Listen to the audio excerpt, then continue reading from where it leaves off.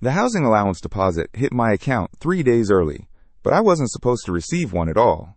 I'm Senior Airman Noah Gentry, 28 years old, United States Air Force, currently stationed at Marine Corps Base, Quantico, Virginia on a joint intelligence assignment.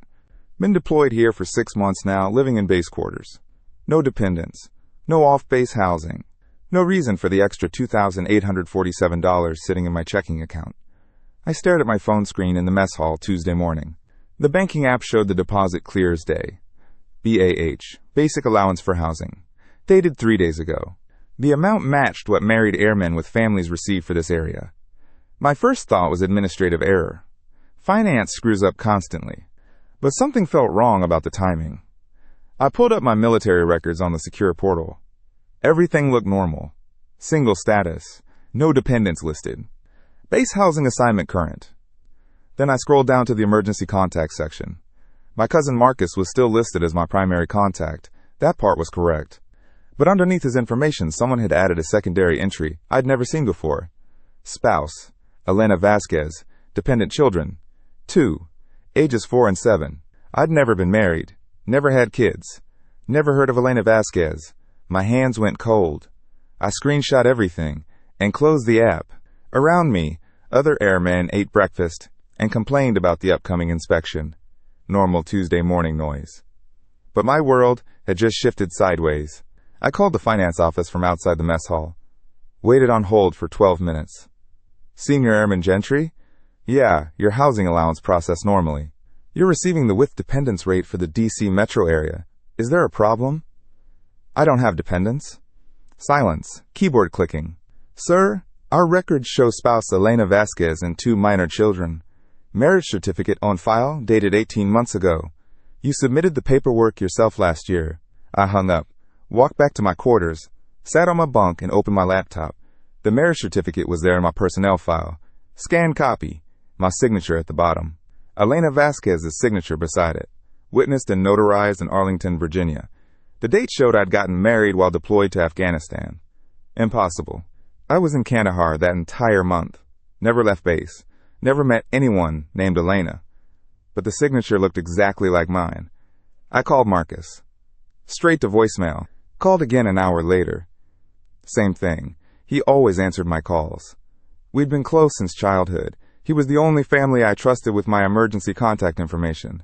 That's when I remembered giving him my power of attorney before my first. The power of attorney documents were buried in my folder. I had signed them 3 years ago before my first overseas assignment. Standard procedure. Marcus needed legal authority to handle emergencies while I was gone. Pay bills if something happened to my direct deposit. Sign lease renewals. Handle medical decisions if I got injured. I never imagined he'd use them to create a fake family. Marcus Rivera had been my closest friend since we were 8.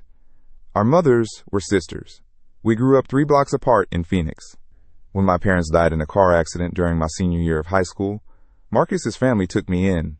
His mother, Elena, different Elena, helped me apply for military scholarships. Marcus drove me to the recruiter's office, celebrated when I got accepted to basic training. He was the best man at my non-existent wedding, apparently. I pulled up my credit monitoring app. The alerts I'd been ignoring for months suddenly made sense. New address added to my credit file. Arlington, Virginia. Apartment lease in my name. Joint account opened with Elena Vasquez. Auto loan for a Honda Pilot. Family vehicle. The monthly payments were automatically deducted from my housing allowance. I'd been funding my fake family's lifestyle for 18 months without realizing it. My phone buzzed. Text from Marcus. Hey cuz, everything good? Saw you called. I stared at the message. Casual, normal. Like he hadn't stolen my identity and committed federal fraud. I typed back, need to talk. Important. Can't talk now. At work. Call you tonight? Work. Marcus had been unemployed for 2 years. Lost his construction job when his company went under. I'd been sending him money every few months. Emergency loans that he never paid back. I thought I was helping family. Instead of calling tonight, I drove to the base legal office. Captain Morrison was a JAG officer who specialized in military fraud cases. She listened to my story without interrupting. Took notes on a yellow legal pad. Asked to see my phone and laptop.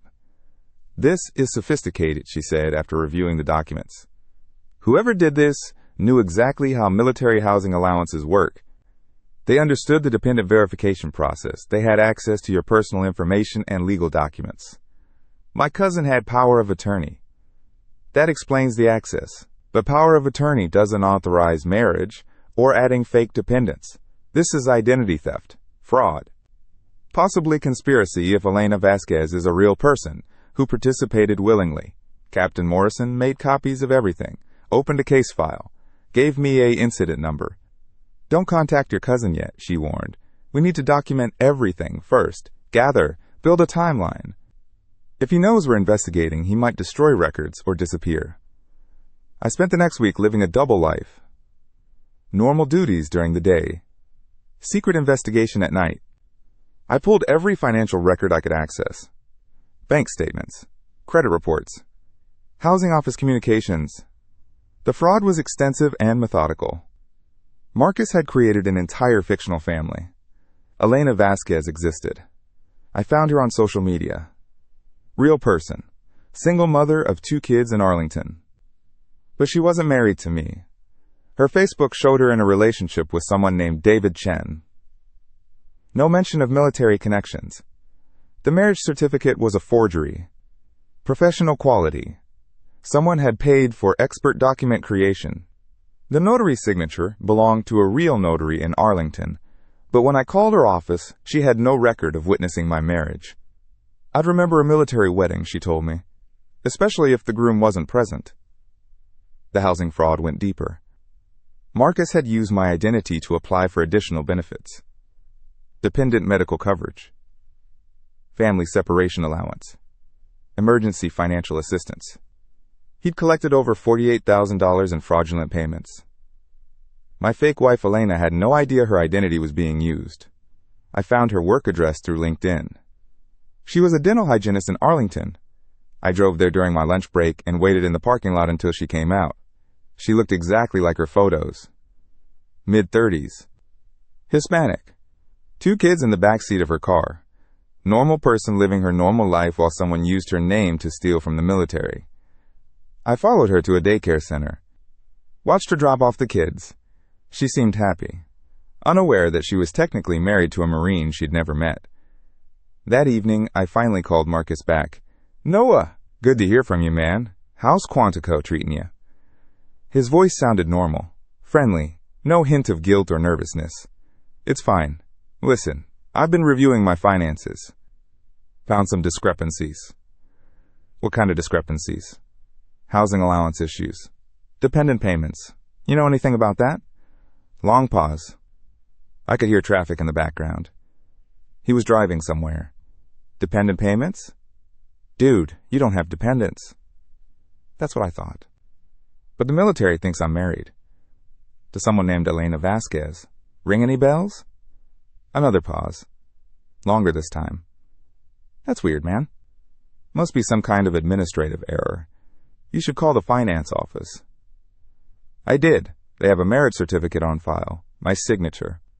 Says I got married while deployed to Afghanistan. But you and I both know I was in Kandahar that whole time. Yeah, that's definitely wrong. Probably identity theft or something. "You should report it." His voice had changed. Tighter. More careful. The casual cousin tone was gone. "I'm going to report it," I said. "To the authorities. They'll investigate everything. Financial records. Document analysis. Interview everyone involved." "Good idea. Hope you get it sorted out." "Marcus?" "Yeah?" "The power of attorney you have. I'm gonna need that back." Click. He hung up. I sat in my car outside the base gate and realized my cousin had just confessed. Not with words, but with silence. With the sudden change in his voice. With hanging up when I mentioned the power of attorney. $48,000. 18 months of systematic fraud. My own family had been stealing from me while I served overseas.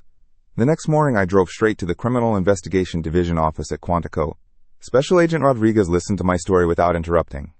She took notes on a yellow legal pad and asked for copies of everything. "This is housing fraud," she said. "Federal crime. We'll need to coordinate with the state mortgage fraud unit since civilian documents were involved. She made a phone call, spoke quietly for several minutes, hung up and looked at me. Agent Davis from the Virginia Housing Fraud Division wants to meet. Can you be in Richmond tomorrow at 10? I could. Agent Davis was younger than I expected, maybe 35. Sharp suit, sharper eyes. She spread my documents across a conference table like she was laying out for a jury. Your cousin forged a marriage certificate, she said. Used it to claim you as married for housing allowance purposes. Then he pocketed the difference between single and married rates. How much total? $48,600. Over 18 months. She pulled out a recording device. Small digital unit, about the size of a deck of cards. We want you to call him. Get him talking. Can you do that? What do I say? Tell him you know. See how he reacts. Don't accuse directly. Let him fill the silence. I dialed Marcus from the conference room. Agent Davis and Rodriguez both wore headphones, listening to the call through the recording equipment. Noah? Marcus sounded surprised. Look, about yesterday. We need to talk, I said. In person. I'm kind of busy right now. Make time. This is serious. Long pause. I could hear him breathing. What's this about? Elena Vasquez. The marriage certificate. The housing allowance. All of it. Another pause. Longer. I don't know what you're talking about. Yes, you do. Meet me tonight. 7 o'clock. That diner on Route 1 where we used to go as kids. Noah, I really don't think. 7 o'clock, Marcus. Be there. I hung up. Agent Davis nodded approvingly. Good. Firm but not threatening. He'll show up. How do you know? Because he's scared. Scared people make mistakes. That evening I sat in a booth at Murphy's Diner wearing a wire. The recording device was taped to my chest under my uniform shirt. Agent Davis and 2 other investigators sat in an unmarked van in the parking lot. Marcus arrived 10 minutes late. He looked terrible. Dark circles under his eyes. Hands shaking slightly as he slid into the booth across from me. You look like hell, I said. Thanks. Really needed to hear that. The waitress brought coffee. Marcus added 3 sugars. His hands were definitely shaking. So, I said, Elena Vasquez. He stared into his coffee cup, said nothing. Married woman. 2 kids. Lives in Norfolk. Never heard of me. Still nothing. But according to the Marine Corps, she's my wife. Has been for 18 months. Funny thing is, I've never met her. Marcus finally looked up. His eyes were red. Noah, I can explain. I'm listening. I was in trouble. Financial trouble. Bad investments. Credit cards maxed out. I was going to lose my house. So you decided to steal from me. It wasn't supposed to be stealing. I was going to pay it back. With what money? You just said you were broke. He rubbed his face with both hands. The wire under my shirt picked up every word. I knew about the housing allowance difference. Married versus single. I thought if I could just borrow that extra money for a few months, get back on my feet. Borrow? You forged documents, Marcus. You committed fraud. I know it was wrong. But I was desperate. How did you do it? The marriage certificate? I have a friend who works at the courthouse. He helped me create the paperwork. Made it look official. And Elena Vasquez? Random name from the phone book. I figured she'd never find out. But I found out. Yeah. He looked up at me. How? Bank alert. Suspicious activity. I started digging. Are you going to turn me in? I leaned back in the booth, looked at my cousin. My family. The person I'd trusted with my power of attorney. I already did. His face went white. What? Federal agents are listening to this conversation right now. You just confessed to housing fraud, document forgery, and theft of government funds. Marcus started to stand up. I grabbed his wrist. Don't run. It'll only make things worse. Through the diner window, I could see Agent Davis and her team approaching the entrance. Marcus saw them too. Noah, please. I'll pay it back. Every penny. $48,600? Yes. I'll get a loan, sell my house, whatever it takes. The agents entered the diner.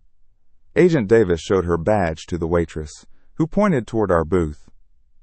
Marcus Gentry? Agent Davis said. You're under arrest for housing fraud and theft of government property.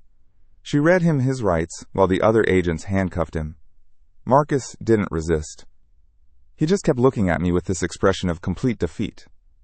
"I'm sorry," he said as they led him away. "I'm really sorry, Noah."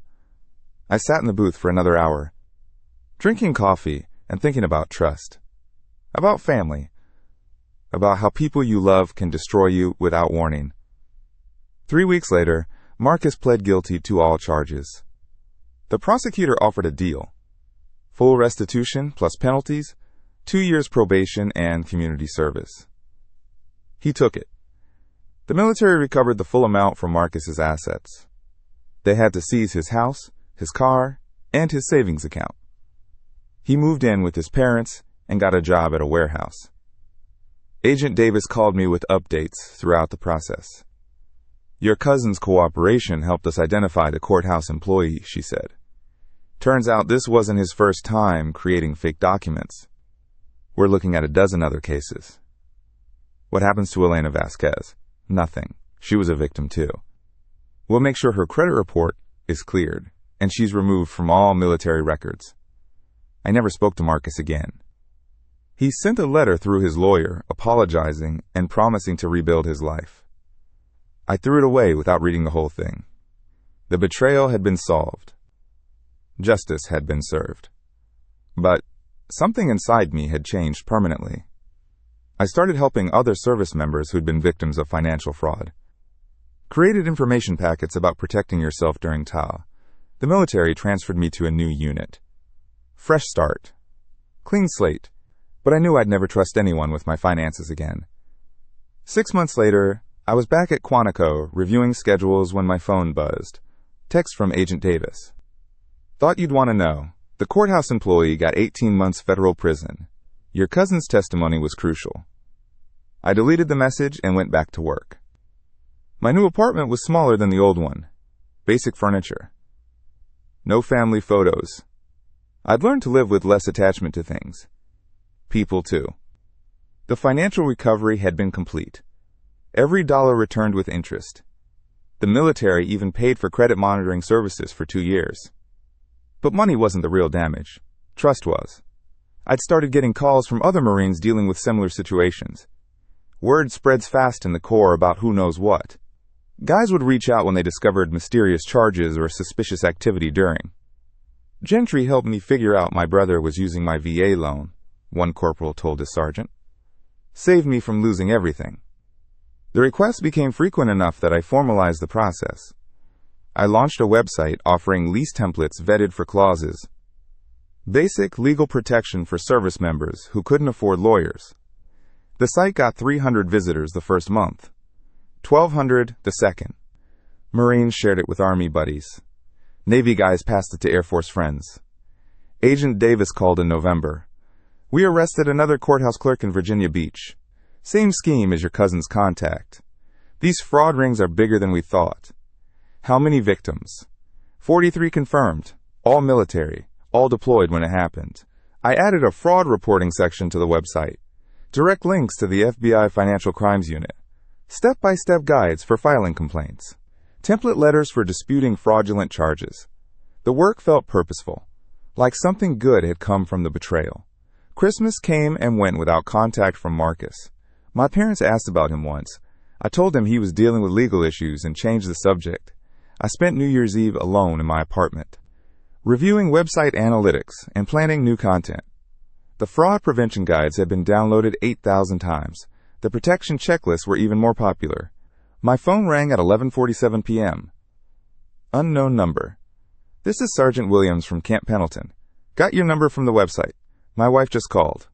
Someone's been using my housing allowance to rent apartments in 3 different states." I talked him through the initial steps. Document everything. Contact the fraud unit immediately. Don't confront anyone until law enforcement was involved. "Thank you," he said. "I was about to fly home and handle this myself." Don't. Let the professionals work. Trust the system. After hanging up, I realized something had shifted. The anger was gone. The betrayal had become a tool for helping others avoid the same trap. At midnight, I stood on my balcony watching fireworks over the base, thinking about the year behind me, the year ahead. Marcus was rebuilding his life somewhere. Elena Vasquez had moved to California and started fresh. The courthouse employee was serving his sentence. Everyone had moved. I went inside and updated the website with new resources. Added a section about family financial fraud. Warning signs to watch for. Legal options for victims. The work continued.